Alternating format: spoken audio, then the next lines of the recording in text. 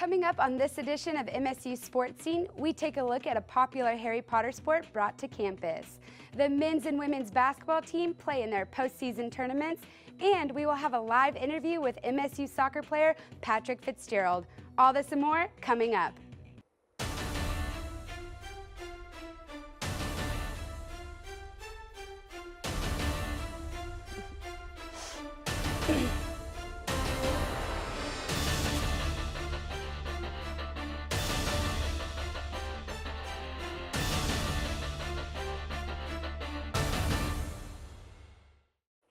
Hello and welcome to MSU Sports Scene. I'm Morgan Hare. The world of Harry Potter descended on Wichita Falls as teams from all over the nation competed in the 2018 U.S. Quidditch Southwest Regional Championship. Sports Scene reporter Craig Tidmore has more on the story. Expelliarmus! The wizarding world of Harry Potter descended on Wichita Falls as teams competed in the 2018 U.S. Quidditch Southwest Regional Championship. Hoskins Field was transformed from a softball field to a Quidditch pitch, where a total of 24 teams competed for the right to advance to the U.S. Quidditch Cup 11 in Round Rock, Texas on April 14th and 15th later this year. Quidditch, a sport that is born from the pages of Harry Potter, is brought to life by U.S. Quidditch, who has helped build the sport to its 11th season. The game of Quidditch is made up of 2 teams of 7 players, with 4 of those players being from the same identifiable gender. The 7 players are made up of 3 chasers, 2 beaters, 1 keeper, and 1 seeker. The game of Quidditch can seem too chaotic to those seeing it played for the first time. Being able to just have to not get narrow vision. It's very everything happens at once sport. So especially if you're watching from the outside or if you're playing the game, there's just a lot of stuff that you have to be able to pay attention to. And it's real easy to just lose track of things that you need to pay attention to. The chasers score the goals by either throwing or kicking the quaffle, which is a volleyball, into the rings, scoring 10 points for each successful score. The beaters use bludgers or dodgeballs to help disrupt other players. Any player that is hit with a bludger must drop any ball they are holding and return to their side, touching their goalpost before being able to re-enter play. The keeper guards a hoop from the opposing chasers, similar to a goalie would in soccer or hockey. The seeker is designated to catch the golden snitch. When the snitch is captured, the game ends and 30 points is awarded to the team. The catching the snitch too soon could end the game with your team still behind.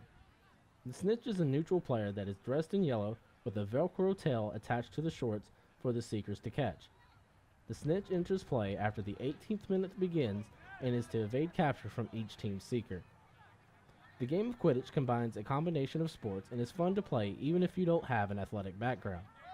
I've known keepers, usually they're tall and sturdy, but chasers are light on their feet, and then beaters, they have to be able to jerk. But I mean, it doesn't really matter your athleticism, because if you just go to practice, as long as you have the skills and the know-how of the game and you're just able to get to your position, you're going to be able to play.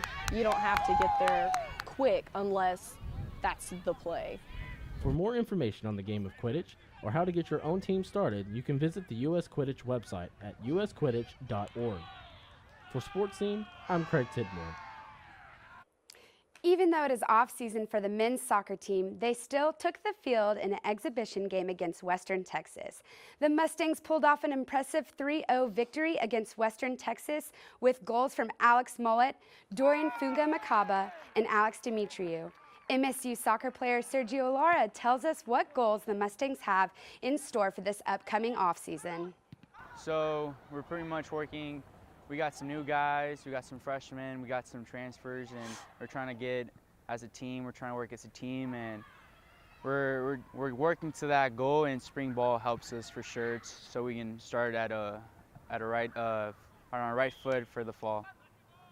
If you're interested in following the men's soccer team or any other team, you can go to www.msumustangs.com for news updates. The men's basketball team finished their season with a record of 11-17. The Mustangs went on to the Lone Star postseason conference tournament, where they faced 20th-ranked UT Permian Basin. Sadly, the Mustangs fell to the Falcons 68-82. Devontae Pullum led the squad with 21 points and 5 assists in an impressive season finale. Good job on a great season, Mustangs. The women's basketball team also finished their regular season, ending the year with a record of 13-13 with a chance to play in the Lone Star Conference postseason tournament. The Lady Mustangs faced ranked 23rd West Texas A&M in the first round of the tournament. Sadly, the women's team fell 49-70 to the Buffaloes, with Michelin Mercelita leading the team with 11 points and 10 rebounds. Jasmine Richardson also led the team with 3 assists. Great job on the year, Mustangs. With men's soccer starting back up, I decided to take a look into expectations of the men's soccer team has for this upcoming year. Following an undefeated regular season, the men's soccer team was picked to go far in the postseason. After an unexpected upset from Cal Poly in the quarterfinals, the Mustangs are eager to work hard this spring in order to prepare for the fall 2018 season. Junior kinesiology major Kopi Sapoamoa is expecting success from the boys in the fall after this tough spring training.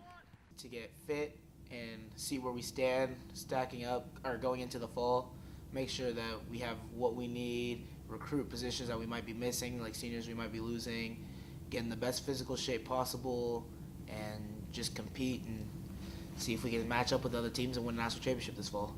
Graduate assistant Chase Robertson gives us a look at the spring season from a coach's perspective. It's a good chance to continue to keep your fitness and give those young players an opportunity to play and kind of develop further so that they are ready come fall. While the spring is more focused on fitness, the NCAA does allow 5 playing dates. This spring, the Mustangs have a tough schedule, playing games against Division I schools including the University of Tulsa and Southern Methodist University. Head coach Doug Elder is looking forward to seeing how this spring plays out. Seeing some of these younger guys perform and seeing them up against very good competition and what they can do. And looking forward to, obviously academics is going to be important for these guys to stay eligible and take care of their academic businesses. But just watching them grow and watching them get stronger in the weight room, watching them get more confident on the ball. We lost 4 good seniors last year that were a big part of our program, and we have some big holes to fill. So these guys really need to step up and to watch them mature and develop into players that can help us win a championship someday. That's exciting. Be on the lookout for more details concerning upcoming games over social media, and make sure you come out and support as the Mustangs open their spring season March 7th against Laredo Community College at Stang Park. For MNG Media, I'm Morgan Hare. Joining us today is MSU men's soccer player Patrick Fitzgerald. How are you doing today? Not too bad, how are you? I'm doing great. Thanks for joining us. No problem, my pleasure. So tell me a little bit about spring season. I feel like every spring season's a little bit different. It's kind of got a new aspect to it, and I suppose we got a lot of fresh faces every spring. This year's no different. I played our first game yesterday. We had 6 new faces on the field, so obviously that's a little different and it's tough to adapt, but I suppose that's the fun part of it. Yeah, and how did the team recover from the disappointing loss in the fall? Honestly, it's tough to take a loss like that, especially going out in penalties in your home field in the last 8. It's a tough way to go. But honestly, we just kind of got to get on with it and take each season as it comes and each game as it comes, and that's just life. Yeah. Going forward for this spring season, what are some of y'all's goals? Obviously, we'd like to just go win every game, to be honest. We train hard every day.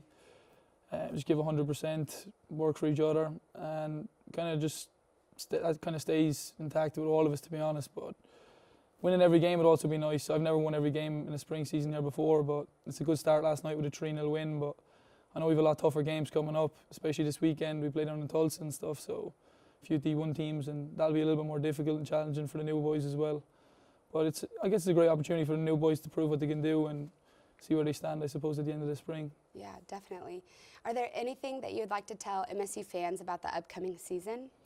I suppose there's a lot of new, exciting faces, I'd like to say. There's some talented boys coming in here this year. I just really hope they apply themselves right and step up. So far, I've been impressed, but it's just about maintaining that, to be honest, and basically going stride to stride. But I think the fans will be impressed with some of the boys that have come in this year, because I certainly have anyway. Yeah, definitely. Well, thank you for so much for joining us today. And of all days, it's your birthday. It definitely is. Yeah, thank you so much. And that's it for this edition of MSU Sports Scene. Don't forget to follow us on Instagram and Twitter at MNG Media and like us on Facebook. Be sure to tune in next time for your MSU sports updates.